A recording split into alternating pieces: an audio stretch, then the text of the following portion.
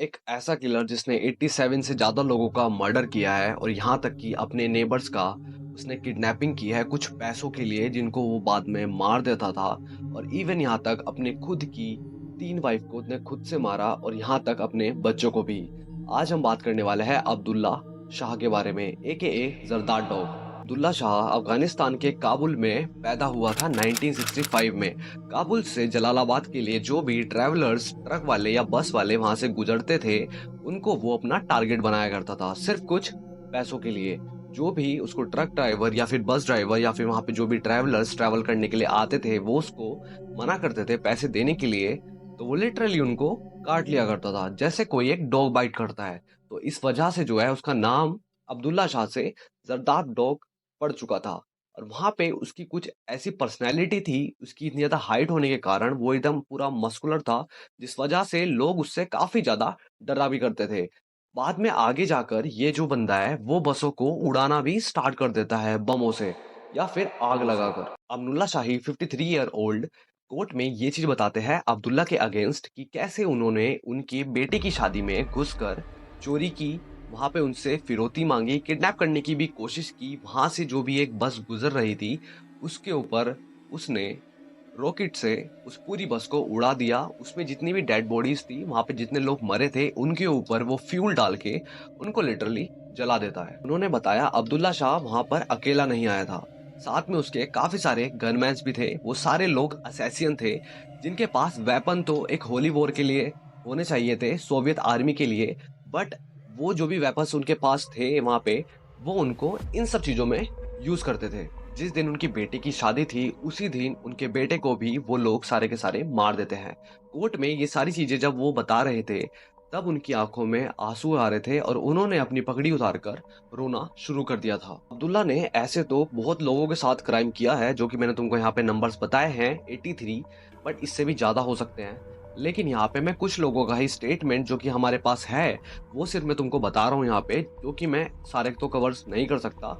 लेकिन may be मैं तुमको स्क्रीन पे प्ले कर दूंगा, और भी अगर तुम इंटरेस्टेड हो पढ़ने में तो तुम पढ़ सकते हो। अब जो है हम बात करने वाले हैं उसकी वाइफ्स के बारे में। अब्दुल्ला के जो भी रिलेटिव्स थे या जो भी उसके नेबर्स थे, उनके थ्रू ये चीज पता चलती है यहाँ पे कि जो अब्दुल्ला है उसकी जो तीनों वाइफ थी उसने उनको मारा था। ऊपर से जो उसकी फोर्थ वाइफ थी उसके साथ वो काफ़ी ज़्यादा टॉर्चर करता है और मारने की भी कोशिश करता है। फोर्थ वाइफ के बारे में हम आगे और भी डिटेल में बात करने वाले हैं, बट जो उसकी फिफ्थ वाइफ होती है उसको वो मारने की तो कोशिश करता ही है और साथ में जलाने की भी कोशिश करता है। 30 ईयर की सोहेला जो कि अब्दुल्ला की फोर्थ वाइफ होती है, वो काबुल में अपने फादर के साथ रहा करती थी। उसका जो पहला पति होता है उसकी डेथ हो जाती है, फिर उसकी शादी अब्दुल्ला से कर दी जाती है। अब्दुल्ला उसको काफ़ी टाइम बाद टॉर्चर करना स्टार्ट करता है। उसके स्टमक पर, थाई पर उसने कुछ तो ऐसे टाइप का कुछ डाला होता है, जिस वजह से उसकी बॉडीज़ के ऊपर पर्पल मार्क्स आने स्टार्ट हो जाते हैं। स्कार जिसको तुम बोल सकते हो। वो उसकी बॉडी पे जीवन भर रहने वाले थे। उसको वो इतना ज़्यादा टॉर्चर किया करता था, मारा करता था, जिस वजह से उसकी जो पैरों की उँगलियाँ थी, उन्होंने भी काम करना बंद कर दिया था। और जो उसकी 3 वाइफ़ और पीछे थी, उसने उनको मारा था जान से। जो उसकी 4th वाइफ़ थी, उसको ऐसा कुछ भी चीज़ों के बारे में पता ही नहीं था, इसके नेचर के बारे में कि ये सारी चीज़ें ये करता है। इन सब चीज़ों से रिलेटेड उसको कोई आइडिया नहीं था।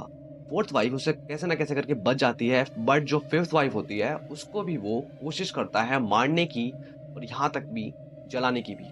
According to government prosecutors and more than 30 complaints against Abdullah, वो जिनको भी मारता था, उनको वो एक कुएँ में डाल दिया करता था और जिस भी वो बस को जलाने की कोशिश, लूटने की कोशिश करा करता था, उनको वो वहाँ पे उन लोगों को वो काटता था, उसके बाद वो उसमें आग लगा दिया करता था। इन सारे क्राइम को देखते हुए अब्दुल्ला को यहाँ पे दोषी ठहरा दिया जाता है, जब उसकी एज 37 साल की होती है और यहाँ पे कोर्ट ने उसको मौत की सजा भी सुना देते हैं।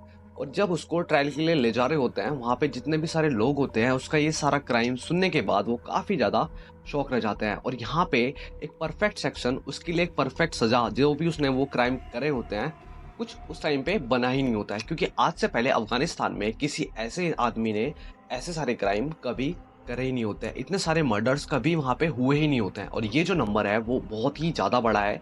हमारे सामने सिर्फ 87 बताया गया है, कुछ लोगों के ही स्टेटमेंट्स है, बट ये जो नंबर है वो और भी ज़्यादा बड़ा हो जाता है। वहाँ पे जितने भी लोग थे, ये सारी चीज़ें सुन के, वो सारे क्राइम सुन के, जिसने अपनी खुद के नेबर्स को वहाँ पे जितने ट्रैवलर्स आते थे, अपनी खुद की वाइफ को, यहाँ तक अपने खुद के बच्चों को मारा है और उनको मारने के बाद वो कुएँ में डाल देता था और उनको जो ट्रैवलर्स होते थे, उनको वो जला देता था और वहाँ पे वो बाइट भी करता था, जिस वजह से उसका नाम जो है ज़रदार डॉग पड़ा था। ये सारी चीज़ें सुनकर वहाँ पे जितने भी लोग थे, वो काफ़ी ज़्यादा शॉक रह जाते हैं क्योंकि आज से पहले उनको कभी भी ऐसा कोई आदमी देखने के लिए वहाँ पे मिला ही नहीं था। अब्दुल्ला के बढ़ते क्राइम की वजह से वहाँ पे जो भी लोग रहा करते थे, उन्होंने कई बार अधिकारियों से हेल्प भी माँगने की कोशिश की थी, लेकिन इसका कुछ भी फ़ायदा नहीं होता है। वहाँ का जो डिफेंस मिनिस्टर होता है अहमद शाह, उन्होंने एक दिन उनकी बात सुनी और उसके घर पे छापा भी मारा, जहाँ से वो भाग तो निकलता है, लेकिन वो तालिबानियों के कब्ज़े में आ जाता है। वहाँ पे जो भी लोग रहा करते थे, उन्होंने दोबारा से कंप्लेंट फाइल की,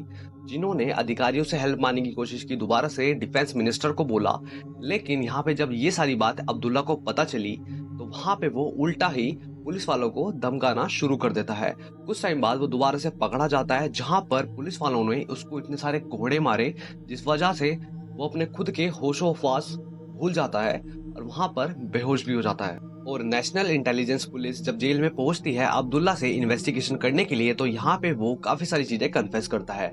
उसने ये चीज बताई थी कि वो मारने के बाद कुएं में इसलिए डालता था क्योंकि उसकी काफी टाइम पुराने से उन लोगों से दुश्मनी चलती आ रही थी। फिर 2002 में पुल ई चरखी जेल में एक एंटरमी प्रेसिडेंट होते हैं अहमद सिंह, जो कि अब्दुल्ला के डेथ वारंट पे साइन कर देते हैं। इसी के टाइम पर अब्दुल्ला के हेड के पीछे गोली मार दी जाती है, जो कि प्रोटोकॉल्स के अकॉर्डिंग ये चीज करना ही नहीं था, उसको नॉर्मल एक फांसी देनी थी।